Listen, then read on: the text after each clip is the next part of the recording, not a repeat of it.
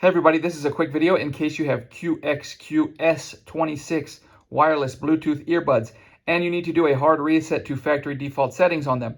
Now you might want to do this for one of two reasons. The first reason is troubleshooting. If these earbuds will not connect with your device, or if they will not pair with Bluetooth or will not sync with your device, or if you're getting sound only out of the left ear or the right ear, or if you're having any kind of connectivity or functionality issues, a hard reset will fix a lot of them.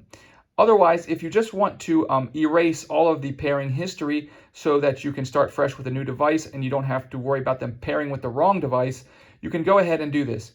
Now, all you need to do is first go to whatever devices they had previously been paired with and have those devices forget and delete these earbuds. The next thing you want to do is take your earbuds, put them in the case, and close the lid. Once you do that, you're going to leave the lid closed for a minimum of 20 seconds. After that 20 seconds is up, you can open the lid, take the earbuds out, and they will automatically enter a new pairing mode.